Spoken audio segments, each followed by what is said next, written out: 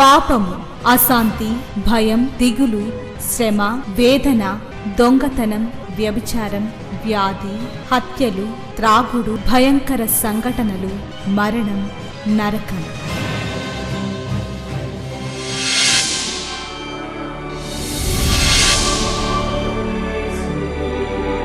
సిలువలోనే పాప క్షమాపణ, పరిశుద్ధ జీవితం, ప్రేమ, వాక్య ధ్యానము, నెమ్మది, సహవాసం, నిత్య జీవం.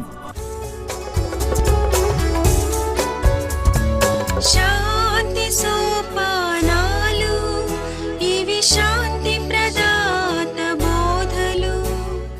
దేవుని స్తోత్రాలు. దేవాది దేవునికే వందనాలు. ఆయన సహాయం చేయటానికి ఆకాశవాహనుడై వస్తారు.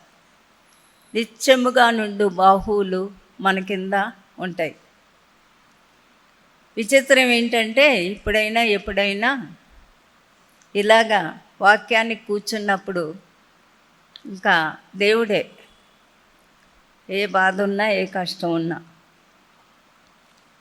అప్పుడు ఈ వచనమే, నేనే చేసి ఉన్నాను, నేనే చంక పెట్టుకున్నాను, నేనే ఎత్తుకునేవాడను, నేనే పిలిచాను, నేనే నా కార్యం చేసుకుంటాను. ఈ లోకంలో విజయవంతమైన పరిశుద్ధులు పరలోకం చేరిపోతారు. ఇంకా అనేకమైన పరిస్థితుల ద్వారా వెళ్తూ ఉన్న మనల్ని ఆదరించటానికి ఈ మాట మనకే. అది మీరు అనుభవిస్తే అందులో ఉన్న సత్యం మీకు అర్థమవుతుంది. ఆ ఆదరణ, ఆ ప్రేమ కష్టం వచ్చినప్పుడే, బాధ వచ్చినప్పుడే తండ్రి హృదయానికి హత్తుకొని ప్రాణానికి సేద తీరుస్తారు. కాబట్టి ముదిమి వచ్చు వరకు నిన్ను ఎత్తుకొని వాడను నేనే, తల వెంట్రుకలు నెరిగి వరకు నిన్ను ఎత్తుకొని వాడను నేనే, నేనే చేసి ఉన్నాను, చంక పెట్టుకొని వాడను నేనే, నిన్ను ఎత్తుకొనుచు రక్షించు వాడను నేనే. శాశ్వతంగా దేవుడు మనకి నిత్య నివాసం.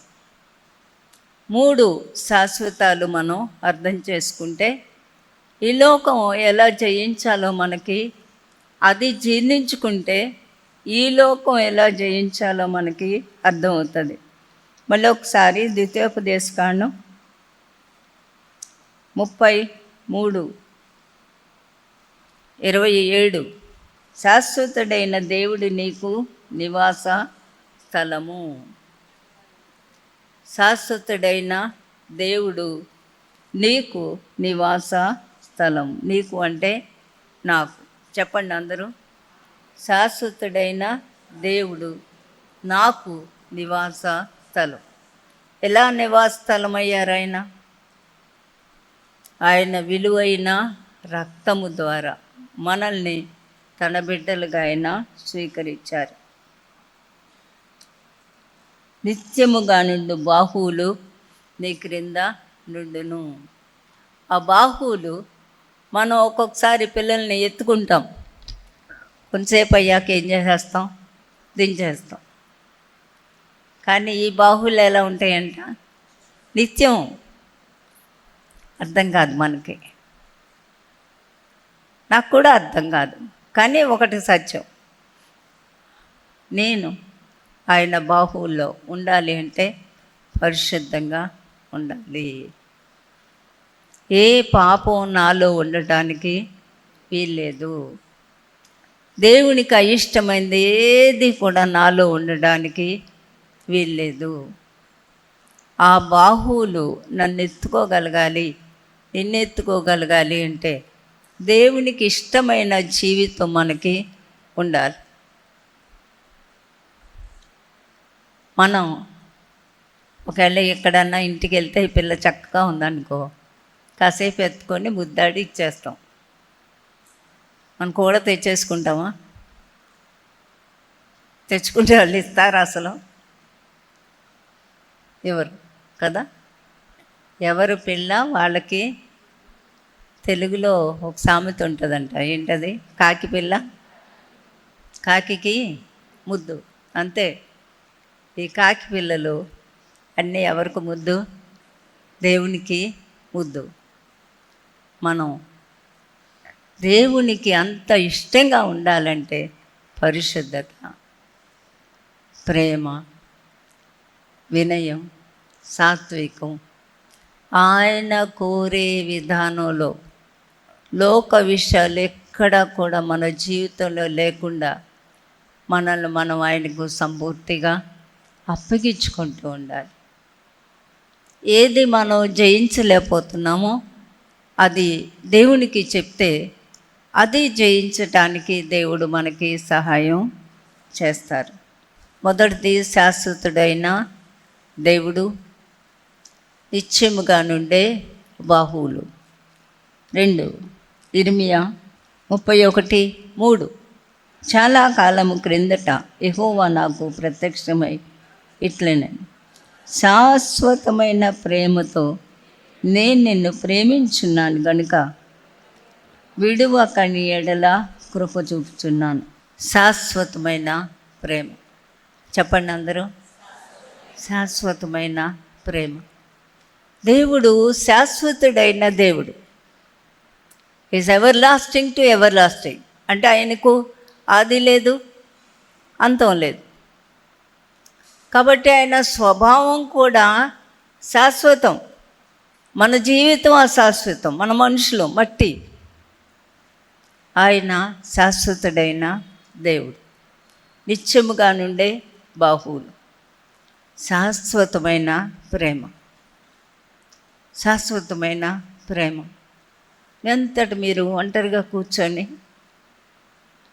మీకు ప్రేమించే వాళ్ళు ఉండొచ్చు, ఉండకపోవచ్చు, ఒంటరితనం అనిపించవచ్చు, బాధ అనిపించవచ్చు, కన్నీరు అనిపించవచ్చు. ఒక్కలే అలా కూర్చొని నాకు ఎవరున్నారు? శాశ్వతుడైన దేవుడు. ఆయన ప్రేమ ఆగదు, క్షమాపణ ఆగదు, మంచితనం ఆగదు. ఆయనదన్నీ కూడా శాశ్వతం, శాశ్వతం, శాశ్వతం, శాశ్వతం. ఆయనే శాశ్వతుడైన దేవుడు. ఆయన ప్రేమ కూడా ఏంటంట? శాశ్వతమైన ప్రేమ. ఇది ఒకరోజు ప్రేమించి ఒకరోజు పక్కకు తోసే ప్రేమ కాదు. ఒకసారి సహాయం చేసి ఇంకొకసారి సహాయం చెయ్యని ప్రేమ కాదు. కొన్ని విషయాలకు సహాయం చేసి కొన్ని విషయాలకు నేను సహాయం చేయను అనే ప్రేమ కాదు. అది శాశ్వతమైన ప్రేమ. ఎందుకు మహాభక్తులు ఆయన కోసం ప్రాణం పెట్టారు? ఎందుకు స్టెఫను రాళ్ళు పెట్టి కొడతా ఉన్నా కూడా క్షమించమని గోజాడాడు? వాళ్ళకి అశాశ్వతమైన ప్రేమ ఏంటో తెలుసు. ఆ రాళ్ళు పెట్టి కొట్టబడుతూ ఉంటే స్టెఫనికి దేవదర్శనం జరుగుతుంది అనేమన్నా తెలుసా? తెలీదు. తన కుమారుని రాళ్ళు పెట్టి కొడతా ఉంటే భూమి మీద ఆయన లేచి నిలబడ్డారు.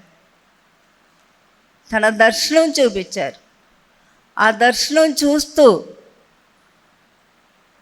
స్టెఫను ఎవరు రాళ్ళు వేస్తున్నారు, ఏంటి, ఏం జరుగుతుంది, ఏమీ తనకు పట్టలేదు. ఒకవేళ అంటే నేను ఇలా ఆలోచిస్తాను, ఆ దర్శనమే స్టెఫన్కి లేదనుకోండి, ఆ రాళ్ళు వేసే వాళ్ళల్లో చిన్నప్పుడు తనతో కలిసి ఆడుకున్నవాడు ఉన్నాడు అనుకో, అరే నువ్వు కూడా రాళ్ళు వేయటానికి వచ్చావా అనుకునేవాడు కదా. అంటే మానవ రీతి ఆలోచించేవాడు. మీరు కూడా నిన్నేం చేశాను రా, నువ్వెందుకు రాయేస్తున్నావు?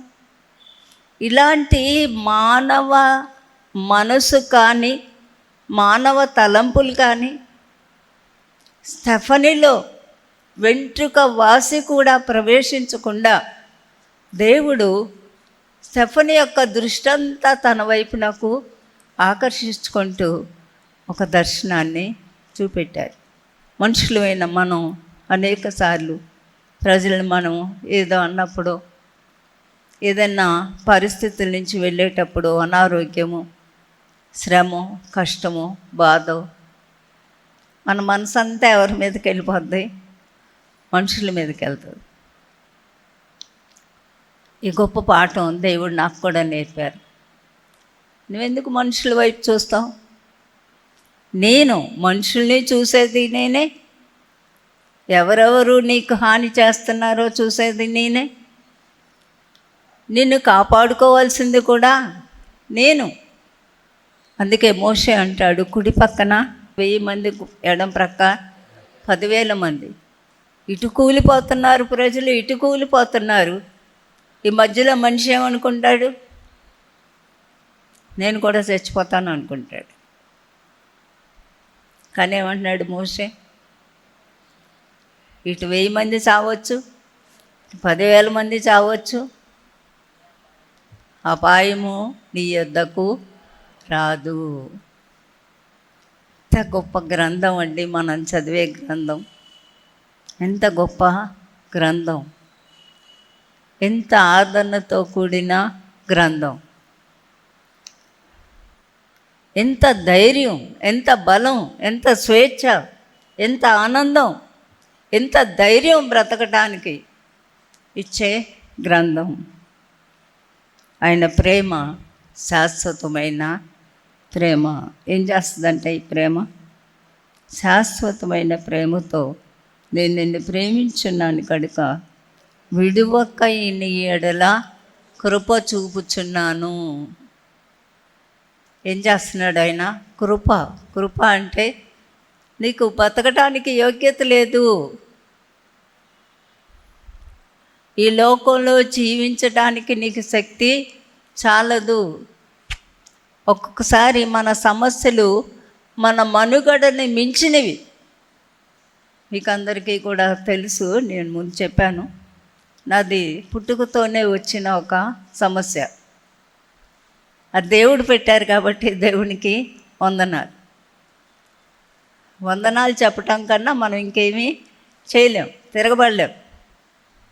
నా ఊపిరితిత్తులు ఎందుకు అలా సృష్టించారని అడగలేం. అలా సృష్టించుకోవడం ఆయనకి ఇష్టమైంది. ఆయనకి ఏది ఇష్టం మనకు కూడా అదే ఇష్టం. నాకు ఈ విషయం చెప్పిన డాక్టర్లు చెప్పారు, మీరు ఇంతకాలం బతికారు కదమ్మా అన్నారు. నేను ఏమన్నాను? ఇంతకాలం బతికాను కదా, చచ్చేదాకా గ్యారంటీగా బతుకుతాను, నో ప్రాబ్లం. ఇంతవరకు నాకు సహాయం చేసిన దేవుడే మిగతాది కూడా నాకు సహాయం చేస్తారు. అయితే మీకు చెప్పినట్టుగా నేను మొన్న ఆలోచించుకుంటా ఉన్నాను. ఇది దాదాపు ఫిబ్రవరిలోనే న్యూమోనియా నాకు ఆరంభమైంది. మామూలుగా కూడా సంవత్సరానికి 2-3 సార్లు వస్తూ ఉంటుంది. రాగానే నాకు నా లంగ్స్ నాకు తెలుస్తాయి, వెంటనే వెళ్ళి మెడిసిన్ తెచ్చుకుంటాను. మంచి డాక్టర్ని కూడా దేవుడు ఇచ్చారు. ఈసారి కూడా అంతే అనుకున్నాను. కానీ పరిస్థితులను బట్టి మరి నేను భీమిలి వస్తాను అని ఇచ్చిన దాన్ని బట్టి అలాగే వెళ్ళిపోతున్నాను. ఒక పిచ్చి ధైర్యం, అది మొండి ధైర్యమో లేకపోతే కరెక్ట్గా చెప్పాలి అంటే ఓడిపోను అంతే. బతికితే బతుకుతాం, సస్తే సస్తాం, కానీ మాట అవునంటే అవును, కాదంటే కాదు. నాగటి మీద చెయ్యేసి వెనుకకు తిరగకూడదు. దేవుడికి మాట ఇచ్చాను, జీవితాంతం సేవ చేస్తాను. అలాగే నెబులైజర్ పెట్టుకొని నేను భీమిలి మీటింగ్స్కి వెళ్ళాను. ఇప్పుడు ఆలోచిస్తే ఏంటి అసలు ఆ ధైర్యం ఏంటి నీకు, పిచ్చిదానివా మంచిదానివా అనిపిస్తుంది. రాత్రి అంతా దగ్గుతూనే ఉన్నాను.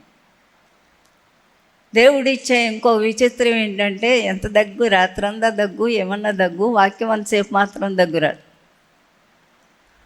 అది దేవుడు ప్రత్యేకంగా నాకు ఇస్తూ ఉన్న ఒక శక్తి. అలాగా అయిపోయింది, వచ్చేసాం. దీన్ని ఈ సీరియస్ అవుతుందేమో అన్న ఐడియా అస్సలు రాలేదు నాకు. దేవుని స్తోత్రం. అన్ని విషయాల్లో ఏం చేయాలి? స్తుతించాలి. అంతే, అది బెస్ట్ మెడిసిన్ ఏంటంటే స్తుతించడం. అప్పుడు దేవుడు ఈ వాగ్దానాలన్నీ కూడా నాకు జ్ఞాపకం చేస్తూ ఉన్నారు. నిత్యముగా నుండి బాహువులు నీ క్రింద ఉంటాయి. శాశ్వతుడైన దేవుడు నీకు నివాసస్థలం. కానీ అన్ని విధాలా కూడా దేవుడు ఆదుకున్నారు. ఏం తిన్నానో, పడుకున్నానో లేదో నాకు కూడా తెలియదు. ఆ కష్ట సమయంలో దేవుడు సహాయం చేసేవాళ్ళని ఇచ్చారు. ఒక పిన్ను మోపినంత ఎడం కూడా ఆలోచించటానికి నాకు లేకుండా దేవుడు సహాయం చేశారు. నా తండ్రి నేను బహుగా సహవాసంలో నా తొలి ప్రేమ, తొలి శక్తితో ఆనందించిన దినాలు. ఈ 3 శాశ్వతమైన దేవుడు నాకు జ్ఞాపకం చేస్తూ వచ్చారు. శాశ్వతుడైన దేవుడు నీకు నివాసం. నిత్యముగా నుండే బాహువులు నీ కింద ఉంటాయి. శాశ్వతమైన ప్రేమ. ఈ ప్రేమ విడువక కృప చూపించే ప్రేమ. కృప అంటే కృప. మనమేమీ అర్హులం కాదు ఆయన ప్రేమకి. ఆయన క్షమాపణకు అర్హులు కాదు.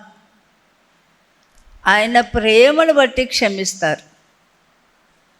లోకంలో కూడా చూడండి, మనం బాగా ప్రేమిస్తాం అనుకోండి, వాళ్ళు తప్పు చేసినా ఏమంటాం? పర్వాలేదమ్మా, అసలు నేను గుర్తుపెట్టుకోను కదా అలాంటివి. తప్పు చేస్తాం మనిషి, నేను ఎన్ని తప్పులు చేయలేదు. అదే ఆ వ్యక్తి అంటే మనకి ప్రేమ కానీ ఏమీ ఇష్టం కానీ లేదనుకో, అప్పుడేమంటాం?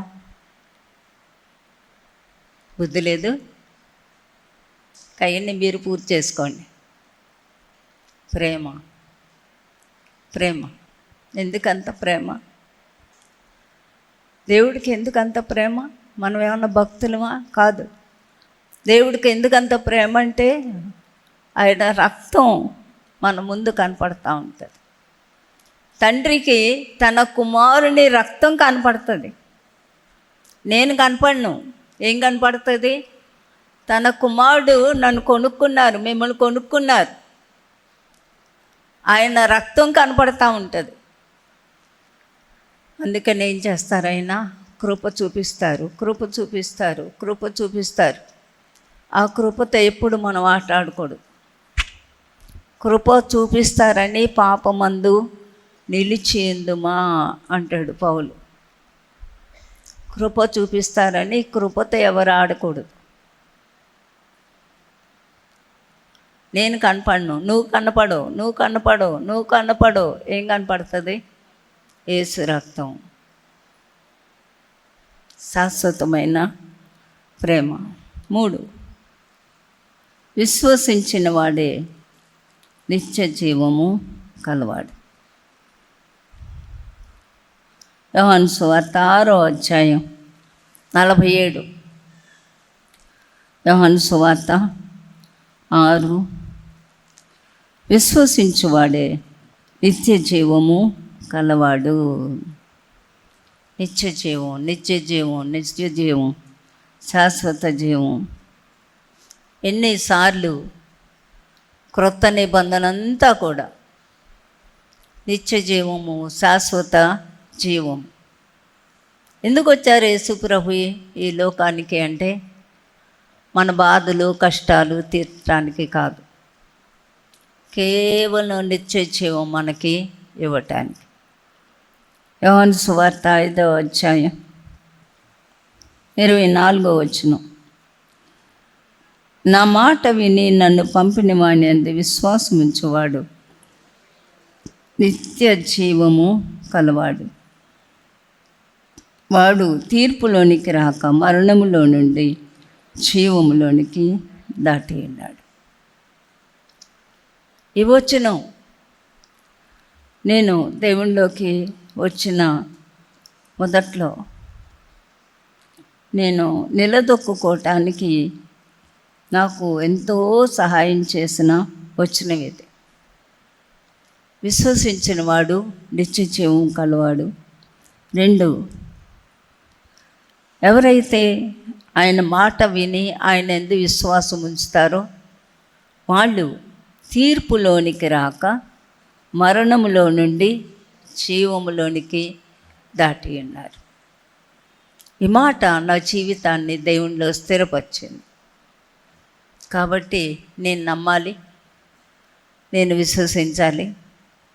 అప్పుడు మరణంలోనికి వెళ్ళకుండా, తీర్పులోనికి వెళ్ళకుండా తిన్నగా దేవుని దగ్గరికి తీసుకెళ్తారు. సేవలో నిలబెట్టింది కూడా ఈ మాటే. ఇంకొక మాట కూడా చదివాక కొన్ని వివరం చూద్దాం. యోహాను సువార్త 10వ అధ్యాయంలో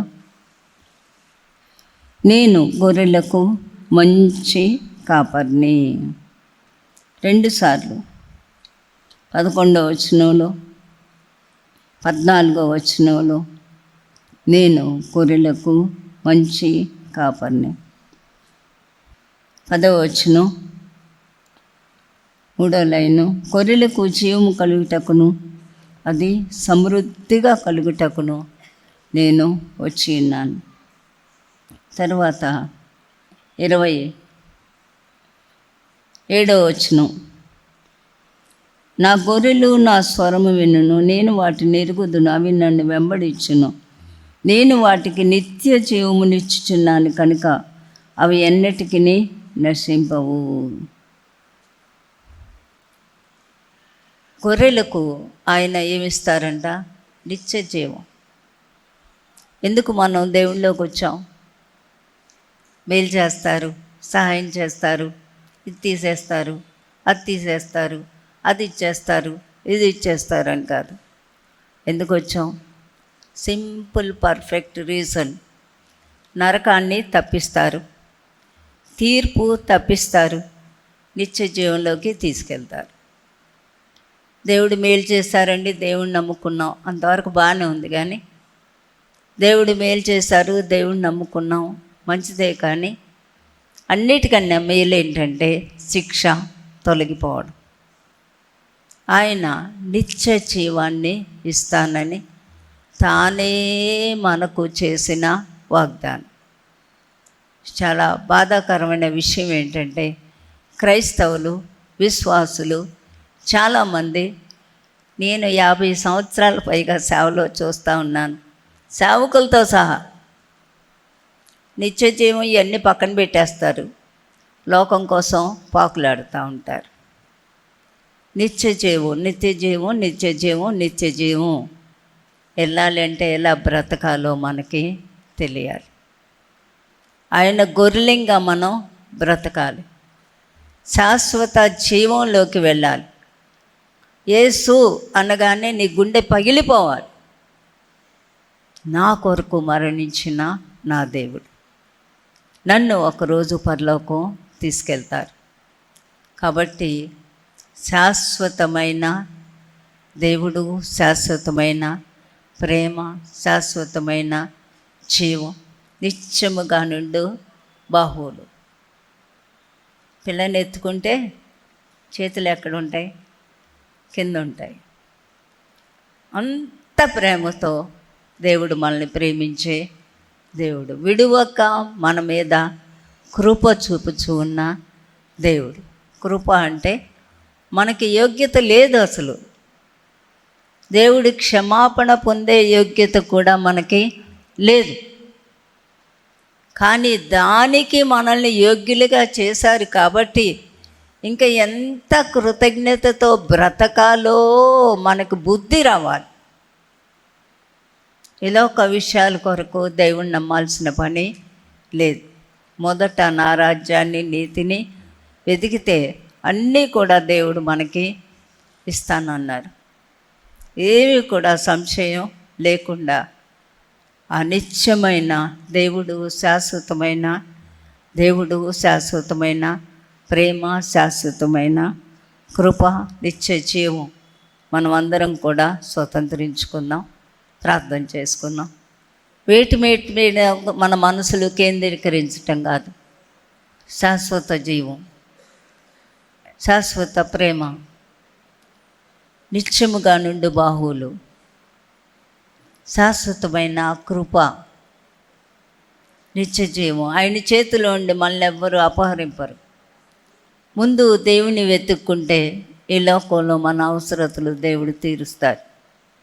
ఆ దేవుణ్ణి బట్టే ఈరోజు ఈ రీతిగా ఈ సాక్ష్యం చెప్పుకోవటం ఏమి. ఆ హాస్పిటల్లో ఉన్న దినాల్లో ఇవన్నీ దేవుడు నాకు జ్ఞాపకం చేస్తూ, నిత్యముగా ఉండే బాహువులు నీతో ఉన్నాయి, నీ క్రింద ఉన్నాయి, భయపడాల్సిన పని లేదు. ఇది అనుభవించవలసిన సత్యం. ప్రార్థన చేసుకుందాం. ప్రేమ కలిగిన మా ప్రియమైన పరలోక తండ్రి, మీకు వందనాలు ప్రభువా, స్తోత్రాలు స్వామి. మీ నిత్యమైన ప్రేమ మాకు ఇచ్చారు, మీ విలువైన రక్తం మాకు ఇచ్చారు ప్రభువా, మీ రక్షణ మాకు ఇచ్చారు, పరిశుద్ధత మాకు ఇచ్చారు. నిత్యముగా ఉండే బాహువులు మా క్రింద ఉన్నాయి. తల్లి ఒడిలో కూర్చోబెట్టుకున్నది మొదలు ముదిమి వరకు ఎత్తుకునేవాడు.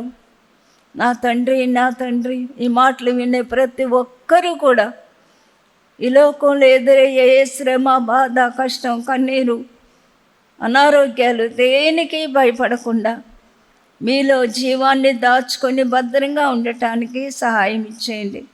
వాక్కును ఫలింప చేయమని యేసు నామమున వేడుకుంటున్నాను తండ్రి, ఆమేన్. మహాదేవుడు మన ప్రభువు రక్షకుడునైన యేసుక్రీస్తు కృపా, దేవుని ప్రేమ, పరిశుద్ధాత్మ నిత్య సన్నిధి సహవాసం కూడి వచ్చిన మనందరికీ సదా తోడైండి. నిత్యత్వాన్ని గూర్చిన నిరీక్షణతో కూడిన జీవితాలలోనికి నడిపించును గాక. ఆమేన్. మా address Srimati Joy Sam Benny, Emmanuel church 1-146 S Achyutapuram, Kakinada 4. మా ఫోన్ నెంబర్స్ 944-010-9893 మరియు 0884-237-6793. మరలా ఇదే సమయానికి ఇదే ఛానల్లో మనం కలుసుకుందాం. Thank you.